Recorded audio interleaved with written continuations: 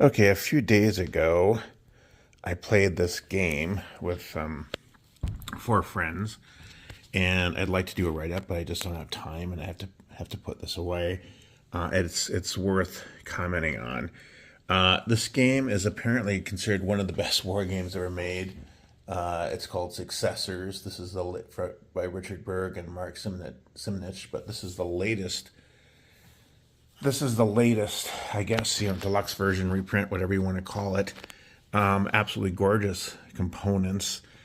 This game brags that it's been breaking up friendships for 20 years, and I can understand that. Bit daunting at first. I think it was like 4.5 hours of YouTube videos to really get a grasp of how to play this. there is there is a rule book and an example of play, which actually is not as. I guess I didn't have time to do the example of play, but that is how they recommend you learn how to play this game. There is just. It's a simulation more than a game, is what one person complained that was playing it with me. I had some very experienced gamers helping me. Just to give an example, this is the quick reference charts for this game. Two-sided, but it is, as a simulation, it's absolutely brilliant. It takes place on the death of Alexander the Great. I represented here with it. He's in the game. Here's his corpse, which I believe started. I think it started down here, Mesopotamia maybe is where he died. I don't know enough of the ancient history, and I'm not even going to pretend to be able to pronounce all of the names. Fortunately, Kevin Fox is one of the people playing this game, and I mean, he knew the history. He knows all the pronunciations of the names and such. I guess this is a special siege tower. I don't even know what was called. It's available by card, but the whole idea is Alexander the Great has died, and his rival generals are competing to replace him. Now, there's multiple ways to victory here. It's kind of complicated, but from a simplified standpoint, you can win either by getting them enough of legitimacy, and legitimacy can earn by things like getting heirs on your side, which is really just a matter of capturing them, really. Although that's Alexander's legitimate son. I think this is his illegitimate son. I'm not sure. His mother is over here. The women are harder to get because the women, you need to get a card which allows you to marry them into your faction. The men are much easier. Or you can win on the power track.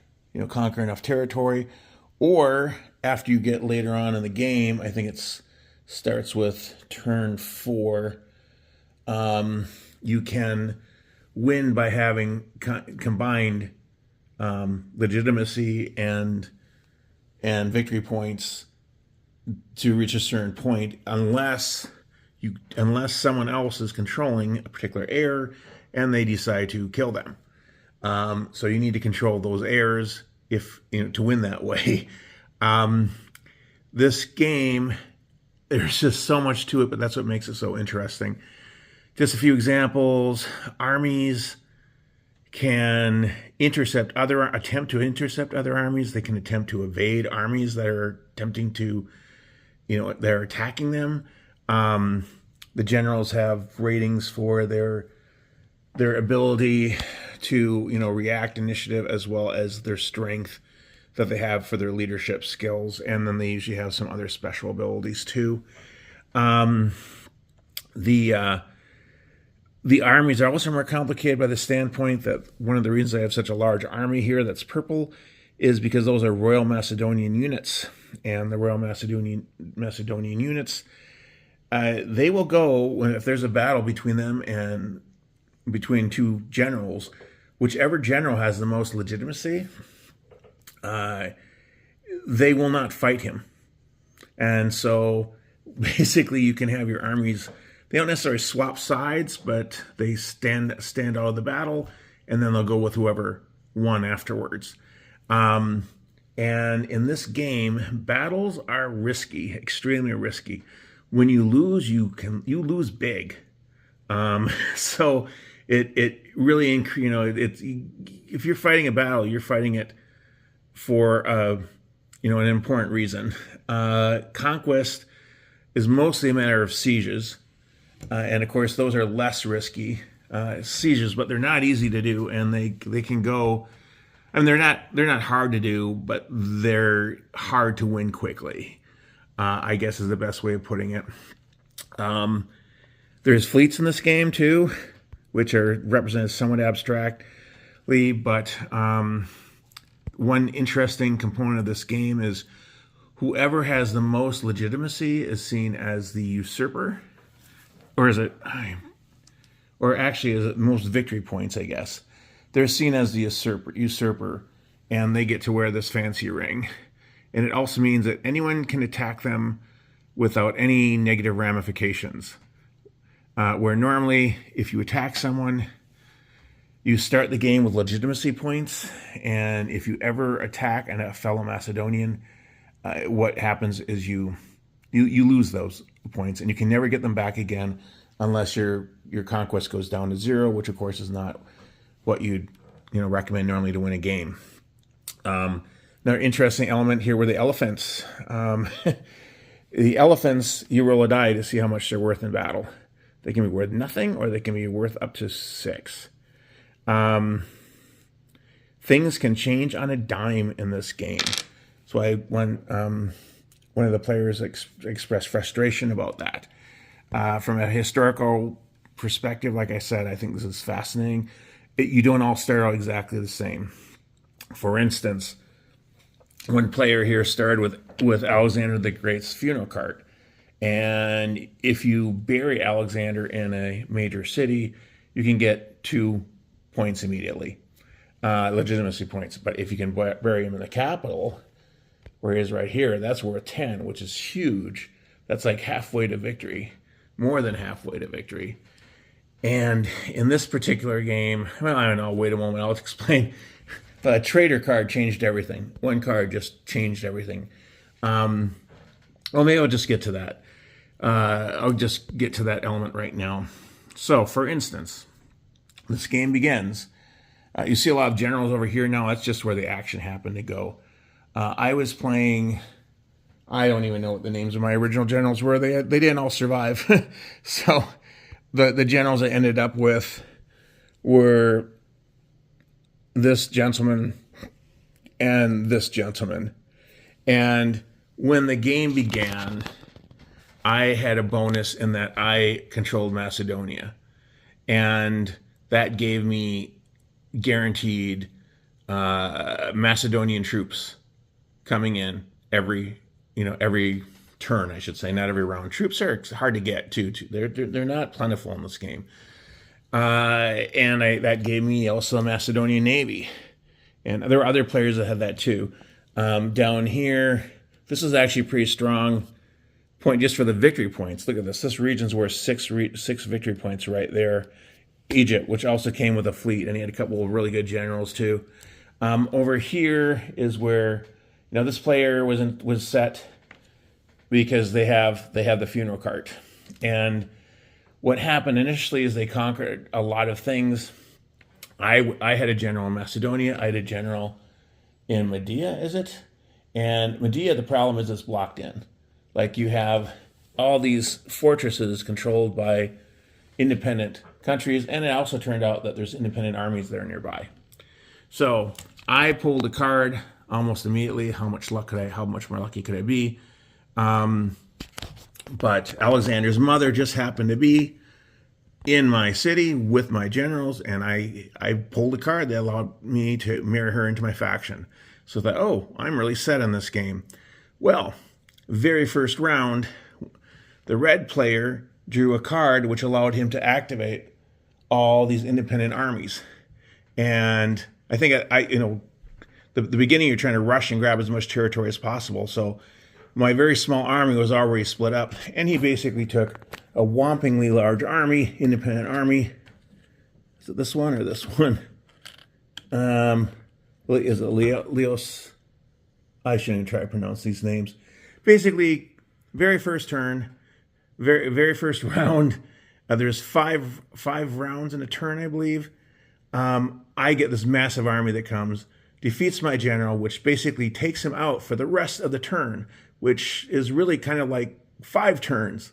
So I'm operating with half of my generals for literally almost what turned out to be, is it half the game?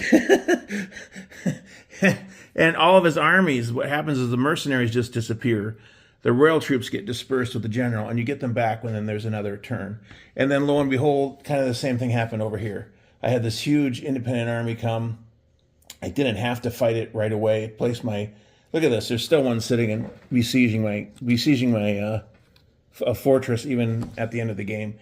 But I ended up losing a general there, and actually losing a general dying is better than, arguably, than having them sent into wandering in the desert for 4 turns, trying to get their army back together. You do have to buy it, though. The components in this game, as you know, are just absolutely gorgeous. Every time you conquer a territory, you get a card for the territory with relevant information. These, I think I already mentioned the cool thing about the elephants, that they're worth what the die roll shows just through sheer fortuitousness. I had nowhere else to go here, so I took over Persis, and I took over, is it Arcania? Yeah, there actually is a pronunciation guide. I don't really have an excuse for not pronouncing them correctly, but here we go. I don't have much time to do this either. I just happened to draw a card, which gave me this massive elephant army, which I used very effectively. What happened was the player who had the funeral cart took took his generals, and there's also sub-generals, which are not as effective, that you can use. He took his forces and he started to move it towards Macedonia. And the green forces here tried to capture it, and they failed. So as this funeral cart was moving, and this takes a while to get there, away, I got this elephant army, and I just started releasing the elephants, so to speak, and gobbling up all of this territory with elephants, which could be worth between 1 and 6 points in a battle. So that's actually quite good. And as things turned out, I forgot to mention, I thought I was so ahead, and this army my army here got crushed immediately by a massive, essentially AI operated army operated by another player. I lost the mother the same turn I got her, and she was sitting now with this massive army of independent armies, so she's not that easy to get. But what happened was the green forces failed to stop the yellow wagon. The red player got the Straits of Madagascar. Got the Straits here, and that gave bonus points, but then they had to leave. And it was determined at that point that we just have him. He was just there, so he wasn't getting any stronger at that point. The green player also had to leave. This is like a 8-hour game or something, and was replaced by someone else coming in. And what happened was, literally, I had the yellow player was so close to winning, and they, other than the fact they were losing territory over here, their legitimacy was actually quite good, and they controlled Alexander's heir, his son, technically is legitimate, who was underage, so he could not take over right away. But the game track shows you when that can change. And essentially, I had one army over here, and I didn't even quite understand why he did it, but I guess he was afraid of me attacking the wagon or something. But he attacked and destroyed my one army here with his massive forces, his combined forces. And here's the irony. When he did that, it brought him within 2 spaces of my capital city, which had a very small garrison. But a small garrison can hold out a long time in a siege in this game when they're in a fortress or a major city. And I just so happened to have this trader card, which if he was 2 spaces away, I can just steal the wagon. And that's exactly what I did. So, after he spent hours dragging that wagon through Asia, essentially, or actually, I don't know, is this really Asia? I guess it's not Asia, but you get the point. As dragging the wagon from Mesopotamia through Syria, along here, had actually crossed over, so he was very close to Macedonia. I was able to steal the wagon, take it into the capital, and bury it for 10 points, which of course sent me quite high on the legitimacy scale. And then I took a gamble. I took my elephant army over here, put him on the ships to try to, and he was of course angry, so he had my city under siege, which is worth quite a lot of points to control Macedonia. He had my army under siege with everything he had. I took a general, got him on a ship. He tried to intercept. Got them on ships, I should say. He used his fleets to try to intercept.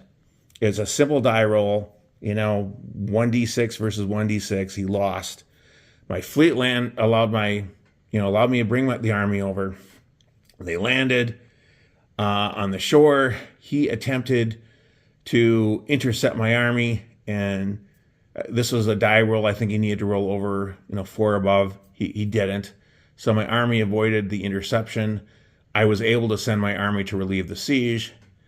Now it got more complicated, but because at this point the things I had going for me were I have an elephant army where every unit's worth between 0 and 6, and bear in mind that this is what the usual numbers we're looking at, and most of the people are usually looking at mercenaries, which I don't even have right here, but mercenaries are not that strong. Most of his army was mercenaries, and the legitimacy factor came in. I had buried the cart, so I had way more legitimacy than the other player, and he lost the use of his royal troops for the battle. And as it turned out, won the battle. All of his generals are displaced. All of his armies either disappear or are displaced for the rest of the turn. And he lost the heir when he lost the battle. I got to grab Alexander's son, legitimate heir, and all of a sudden I am 1 victory point away from winning on legitimacy. I'm ahead on the victory points too. So all the other players that were remaining just conceded at that point. So I guess on the plus side, as a historical simulation, this is all very cool. I should note, I never even had to wear this ring because this is assigned at the beginning of the turn. If the game had lasted another turn, then I would have received this ring. But at this point, it's like all I really had to do is defeat, an army, an enemy army, and I could get that last legitimacy point. So I was in a pretty strong position. But so on the plus side, as a historical simulation, I thought that was pretty cool. And I have much more of an understanding of the politics of this. I've learned a bit about the history just by playing this game and what it was like. On, the negative side,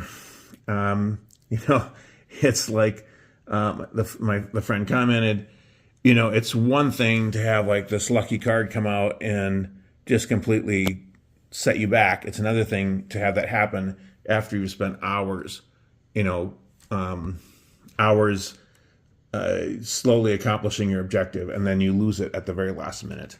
I would argue that historically that's probably not inaccurate. As a game, I guess that could be frustrating to some. To me, I usually find these things more interesting as historical simulations anyway. I mean, don't get me wrong, it was really cool to win. But to me, if I had lost, with this epic battle, when I could have, any number of things could have happened. If the fleet had been defeated, then, I would have I wouldn't have taken the city back. If the army had been intercepted,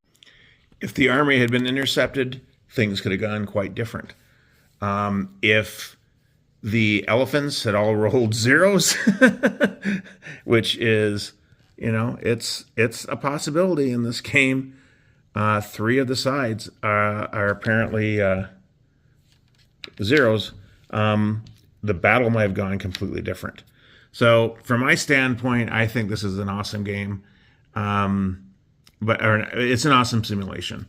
And so I guess I would recommend it for that. It's not something that someone should, it's not a beginner game, that's for sure. You definitely want to have, if you're going to play this, you're going to want to find other people who have experience with these sorts of games and are not, not intimidated by it, because otherwise they're probably going to, it's not going to go over so well probably. And you need players too that are okay with, with losing, and okay with losing after doing everything right, because that can definitely happen in this game. So I think it's good.